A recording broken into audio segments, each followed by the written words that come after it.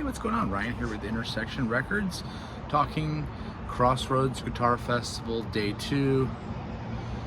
And what a day 2 it was. I went to both nights, came in from St. Louis, and did Saturday night at the Crypto.com arena, and last night the same, 24th of September. We got there as Robert Randolph was performing with Eric Gales and Joe Bonamassa on a version of Jeff Beck's Freeway Jam. Pretty cool entrance, seeing Bonamassa ripping right away. They also then went into Foxy Lady, so some Hendrix and Beck done by Bonamassa, Robert Randolph on the pedal steel or lap steel. Great. After that, we had on a little side stage up front at the Crypto. So this stage has a revolving stage. So while somebody's performing, they could be setting up the next performer, and then they roll that back around. But they also, on the front of the stage, had little stages where, in this case, Daniel Santiago, acoustic Brazilian guitar player, played with Pedro Martins. Also, he is an electric player. They did some nice Brazilian kind of jazzy stuff. Then the Judith Hill came out. Judith Hill has worked with Clapton. She sang backup with Michael Jackson. She was going to be the primary singer on the Michael Jackson tour prior to Michael Jackson's death. She blew me away. I'm going to check out her material. Glenn Haggard was next. Glenn Haggard is the youngest son of Merle Haggard. When he was 15 years old, he's 30 now. When he was 15, he joined Merle Haggard's band, The Strangers, and became the lead guitar player of The Strangers. Since Merle's death, he has taken The Strangers and leads them with his brother Noel. He was great. I Think I'll Just Stay Here and Drink was one of the songs. Sounds a lot like his dad. Plays a nice guitar. He's got his dad's guitar with his name, with Merle Haggard engraved into it. Pretty cool. Next up, we had Kurt Rosenwinkel. Kurt Rosenwinkel is an avant-garde jazz guitar player, has a Caribbean feel, known to blend some hip-hop into his jazz. He featured Elaine Apollo on guitar from Tonga, Africa. He kind of added a different vibe to the jazz, so it was like kind of straight avant-garde jazz. Then when he would kind of take over, it kind of got a little almost like funky hip-hop. It was pretty cool. Singer Michaela Bukova was singing kind of just notes, so it wasn't like she was singing even lyrics as much as she was just kind of hinting at notes, and the other singers were doing the same thing. It's almost adding this ambiance. It was interesting. Then comes out Marcus King. Marcus King jams with Rosenwinkel. Then Clapton comes out and jams with Rosenwinkel. Eric Clapton is called Kurt Rosenwinkel a genius. Rick Beato, YouTube sensation and producer and guitarist, says that he's one of the most important guitar players on planet Earth.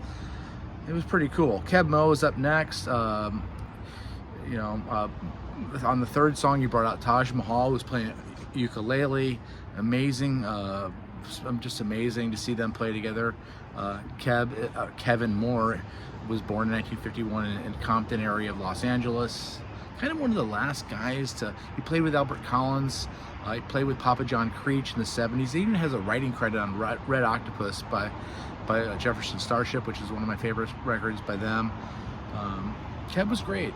Looks great. 71 years old now. 84-year-old Taj Mahal comes out, and if the river was whiskey and I was a diving duck, I'd dive to the bottom, and baby, I'd never come up. That's what he said, and I'm buying it. Marcus King Band was up next. He's the whole package. He can sing. He can rip on the guitar with a unique tone, not just running through, scales. He is all over the neck. He can sing. He can entertain, which is one of the hardest things to do. When you can do all that, your star is on the rise, and he was great. His wife came out, Riley King. They did a nice version of Landslide. Of course, Fleetwood Mac song. Then Sheryl Crow comes out, and they do the Bonnie and Delaney song, Coming Home. Cheryl's just fantastic. She Her band was then up next. And man, she was great. If It Makes You Happy was the first song, one of her classic songs. She's playing a Fender Telecaster. She then played a song from the movie Cars that I kind of remembered seeing when my kids were young. My favorite mistake, she brought out John Mayer. She says, I wish he could be my favorite mistake, something like that. When Eric Clapton maybe was the original favorite mistake, right? Then she said, I don't want to play that song anymore without John Mayer on guitar. It was a cool moment. Went with my brother-in-law Greg and my father-in-law Joe. They loved the version of Winding Road. And Sheryl Crow was really, she's a force to be reckoned with. Congratulations on the Rock and Roll Hall of Fame. Bill Murray's the MC the whole time, so he's coming out kind of in between songs and, you know, introducing people. Brings out Citizen Cope next. You know, he played a song called Sideways with Robert Randolph. Citizen Cope is a writer. He's written for Santana. He's written for Clapton. He's kind of a haunting presence. Like, he's seen some things. And I'm not sure how much I like it. I think I do like it. It's very intense. And he's saying things like this. Whenever you come around me, these feelings won't go away. They've been knocking me sideways. It's just kind of haunting. I think there's a lot of depth in that writing. Her was up next, H.E.R. Recognized her from the Nationwide Is On Your Side commercials where she's sitting there chilling with an electric guitar. She was great. The PA was screwed up for the first part of the song. There were some technical difficulties, really a little bit Saturday night at the end, and part of the show, not enough to jack the show up, but there was a little bit of technical vocal PA issues. Her dad comes out, John Mayer comes out, and they do a song called The Journey. You know, they also do a version of Are You Gonna Go My Way by Lenny Kravitz, which was amazing. She really got the crowd up. I liked her a lot. She played pretty long. She got a long set, and good for her. She was fantastic. Molly Tuttle was up next, and Sierra Hall was on mandolin. She played the night before. Sierra Hall is my new girlfriend, maybe. And Molly Tuttle could play some nice guitar. They did a really nice duo set, just the two of them. Kind of got a crush on both of them, to be honest with you. Then Los Lobos is up. I've seen Los Lobos. This was my 10th show starting back in '96. They're always great. They're from East LA. They mix, you know, kind of Tex-Mex rock with blues and Zydeco and traditional folk and traditional Mexican music. It's just always great. David Hidalgo is one of my favorite guitar players. He's one of my favorite singers. Cesar Perez, I mean, just great tight band that's been around forever. They played La Bamba. I think it's only the second time of my 10 times seeing them that they played La Bamba. You know, that kind of brought them into the international music scene from the 1987 movie La Bamba, where they revived the Richie Valens classic. Up next was Gary Clark Jr. Pearl Cadillac was one of the songs he played. Very skilled player. He's really good at working the crowd. He has a great stage presence. He hits home when he needs to in working a crowd. He's maybe not my favorite guitar player, but I appreciate what he's doing for rock music and blues music, and he's a damn good player. Gustavo Santaola came up next. He's from Argentina.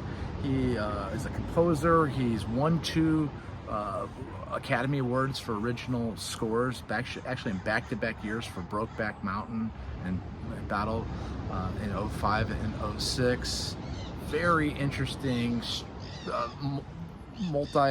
they had 5 or 6 guys playing acoustic instruments. It was very interesting and kind of haunting as well. Then Eric Clapton takes the stage with his band, with Paul Carrack on keyboards, Chris Stanton on longtime keyboard player, played with Joe Cocker and the Mad Dogs Englishman tour. He's played with everybody. Nathan East was on bass. Sonny Emery was on drums, who I'd never seen before. replacing Steve Gadd. What a band Eric Clapton's got and always has. Opens up with Shape I'm In by the band, a tribute to Robbie Robertson. Then does a great version of It Makes No Difference. That's one of my favorite songs by the band. Rick Danko is one of my favorite singers. Eric Clapton crushed that song last night. It was insane. Key to the Highway next. Hoochie Coochie Man got the crowd freaking going into it. My brother-in-law was loving it. Then I Shot the Sheriff. I mean, just great version. You kind of do a little reggae feel. Obviously, it's a reggae song. It's a Bob Marley song, but it's got more of a bounce. Really cool. Layla was next. They did the acoustic version, which is not my favorite version, but it was cool to see that because certainly that's the way that the song was intended to be done before Dwayne Allman got his hands on it. Tears in Heaven was next. Just always touching. Just always touching when he does that song. It's beautiful. Then Stephen Stills comes out and they do a Love the One You With. Stephen played on Saturday night. Stephen was a little rough on Saturday night, in my opinion, but Stephen sounded good, looked good, played well. Clapton going back and forth. Awesome. Little Queen of Spades was next, and then comes out Stevie Wonder. I had heard about an hour and a half earlier that Stevie Wonder was backstage in the bathroom. I heard that and told some people that I was sitting next to, and they thought I was crazy. Out walks Stevie Wonder.